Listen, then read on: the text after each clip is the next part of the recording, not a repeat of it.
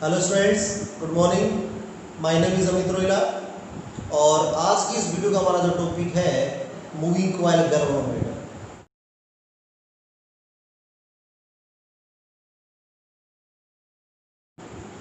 सबसे पहले तो वे मूविंग कॉइल गैल्वेनोमीटर है क्या? मूविंग कॉइल गैल्वेनोमीटर का मतलब है वो इलेक्ट्रिकल डिवाइस जो क्या काम आता है, किसी भी स्मॉल अमाउंट ऑफ करंट को डिटेक्ट करने के काम आता है।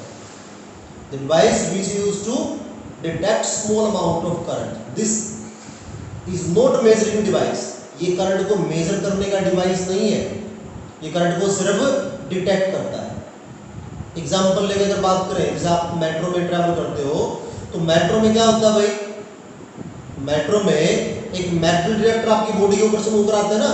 वो क्यों मूव कराते हैं? वो मेटल को डिटेक्ट करता है कि आपकी पॉकेट में मेटल की क्या चीज है, ये नहीं बताता, सिर्फ मेटल को डिटेक्ट करता है कि आपकी बॉडी के पास में या आपकी पॉकेट में कोई मेटल की नाम की चीज भी है। हो सकता है आपके कॉइन भी हो सकता है आपके पास रिवॉल्वर हो, ठीक है, या हो सकता है स्क्रू ड्राइवर हो, कुछ भी हो सकता है।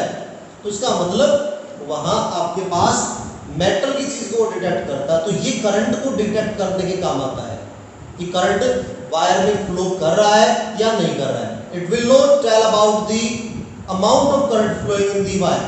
It will tell the current is flowing or not. ठीक है, तो भाई फर्स्ट पॉइंट क्लियर है। इसकी स्टेटमेंट क्या कहती है? The electrical device which is used to detect small amount of current is known as moving coil galvanometer. The device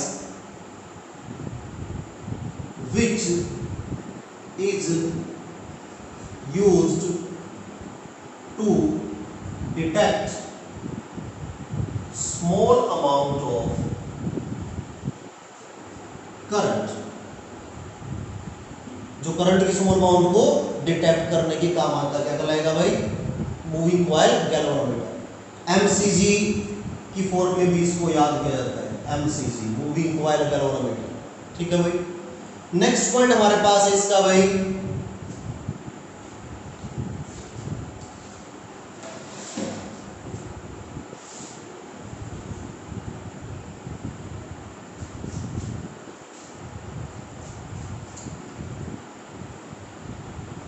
next point हमारे पास है भाई प्रिंसिपल। प्रिंसिपल क्या है? इस डिवाइस का प्रिंसिपल है, जब भी किसी करंट कैरिंग कॉइल को मैग्नेटिक फील्ड में रखा जाता है, जब भी किसी करंट कैरिंग कॉइल को मैग्नेटिक फील्ड में रखा जाता है तो उस पर एक टॉर्क लगता है, और टॉर्क अगर लगेगा तो क्या होगा? वो रोटेट करेगा। ठीक बात है। Whenever any rectangular or circular current carrying coil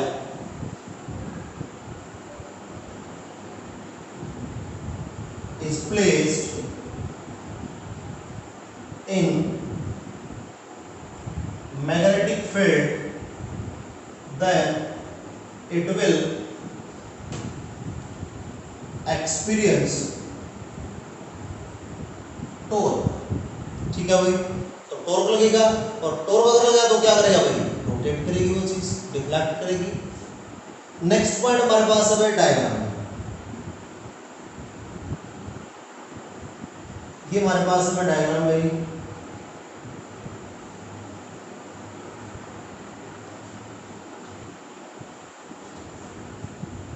ये टर्मिनल T1 है, यहां हमारे पास में भाई टर्मिनल T2 है, इसके बाद ये वायर अटैच है यहाँ पे भाई, और यहाँ बीच में लगा रखा मिरर, इसके ऊपर पेस्ट किया हुआ है वायर के ऊपर।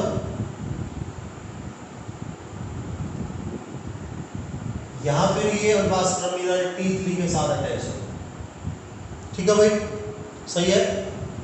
अब इसके बाद हमारे पास यहां यूज किए गए हैं north south magnets,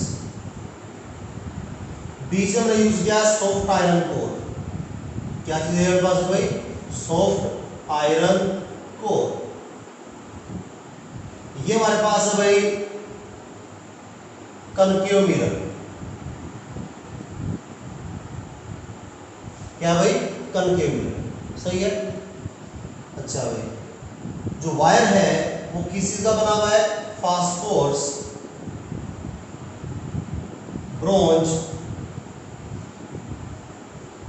wire, phosphorus bronze wire. Phosphorus bronze wire का मतलब क्या है, अब यहाँ एक मीनिंग सुनो सभी चीजों के।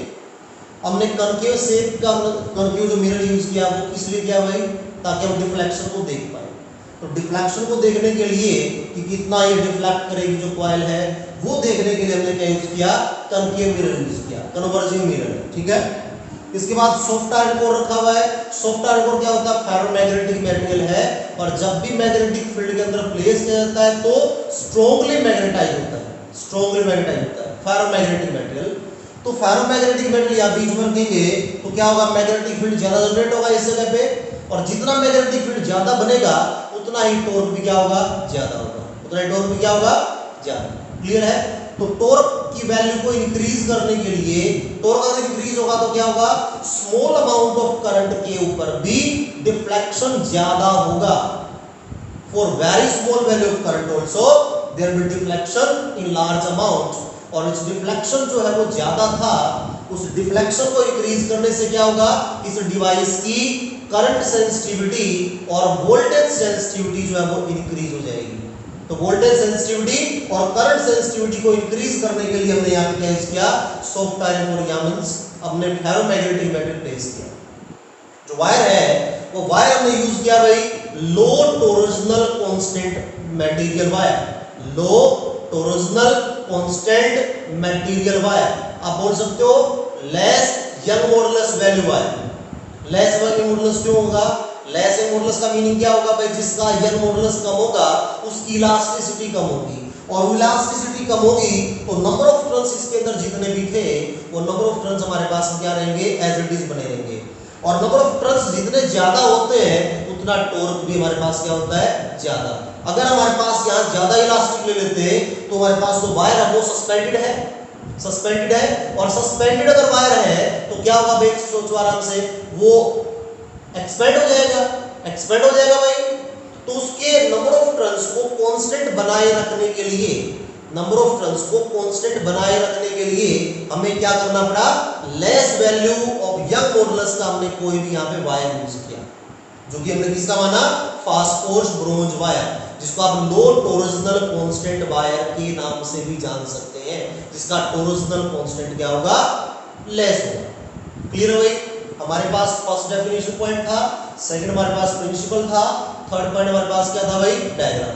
जब हमारे पास कॉइल जो थी वो क्या करेगी भाई, टॉर्क एक्सपीरियंस करेगी, और टॉर्क का फार्मूला हमारे पास क्या होता है, m क्रॉस b।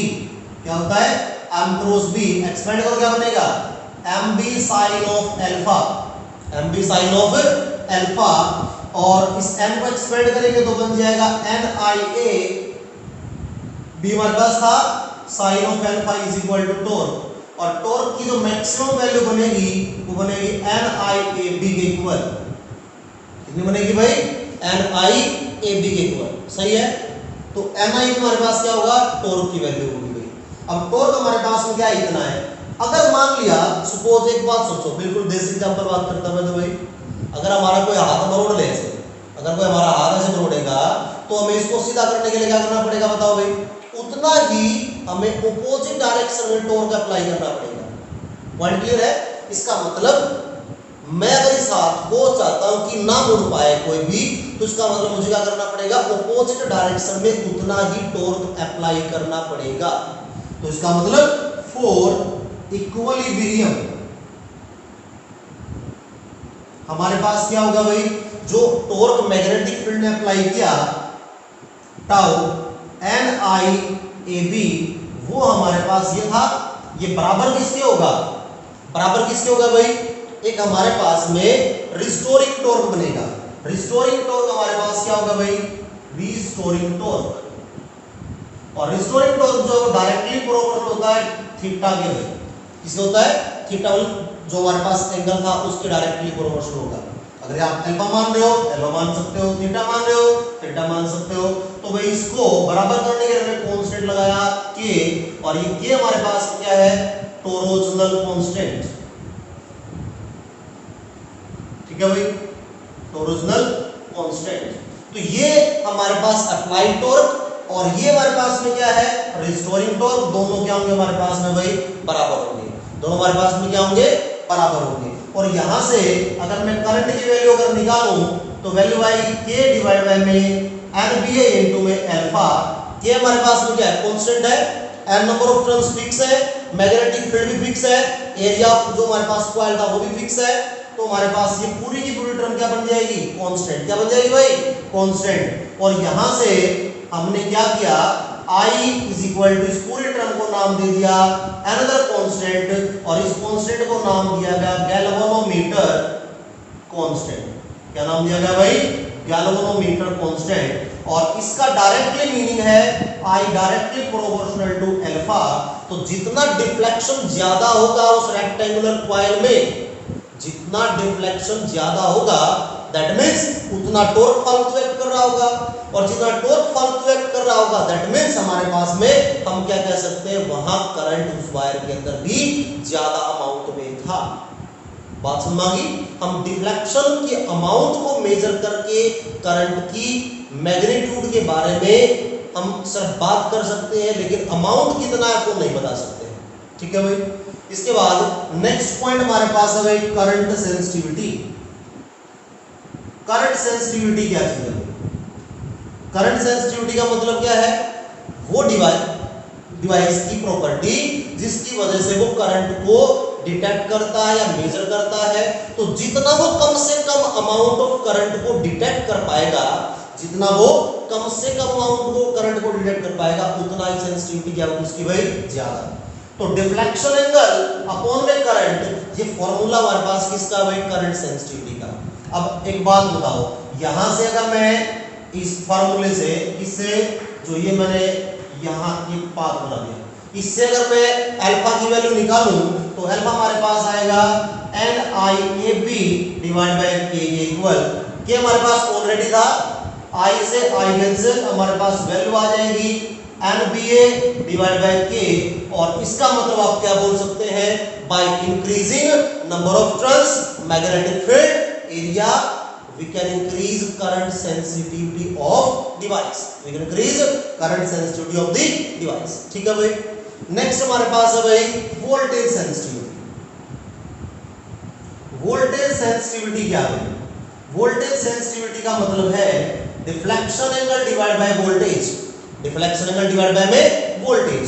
और डिफ्लेक्शन एंगल का फार्मूला हमारे पास क्या है, NIAB divide by K। V को क्या लिख सकते हैं भाई, I इंटू R, तो मैंने पुट कर दिया I इंटू R, I से I कैंसिल, हमारे पास वैल्यू आ जाएगी NBA डिवाइड बाय में K इंटू R। और इसका मीनिंग आप क्या बात कर सकते हैं, by increasing number of turns magnetic field and area we can increase current voltage sensitivity of device. लेकिन अगर आपसे कुछ पूछा जाए how we can increase voltage sensitivity of the device, by keeping number of turns magnetic field area constant, तो आपका answer जो होगा और जो होना चाहिए वो क्या होगा, by decreasing resistance of the wire। अगर हम R की वैल्यू को डिक्रीज कर दें, R की वैल्यू को क्या कर दें भाई, डिक्रीज, किसकी वैल्यू डिक्रीज कर दें, R की वैल्यू को। तो R अगर हमारा डिक्रीज होगा तो क्या होगा हमारे पास है भाई, जो VS की वोल्टेज सेंसिटिविटी, इसको डिनोट करेंगे VS से, करंट सेंसिटिविटी को डिनोट करेंगे IS से। तो वोल्टेज सेंसिटिविटी हमारे पास में क्या होगी भाई, इंक्रीज हो जाएगी। क्लियर है भाई, कोई डाउट नहीं है। अगर आपको इस वीडियो से रिगार्डिंग कोई भी डाउट अगर आपको लगता है तो आप नीचे कमेंट बॉक्स में आप जो है अपना कमेंट में डालें, और मैं पूरी कोशिश करूंगा आप सभी के जो कमेंट्स हैं उनमें जो डाउट्स आपके क्यूरीज हैं उनको सॉल्व आउट करने के लिए। Thank you.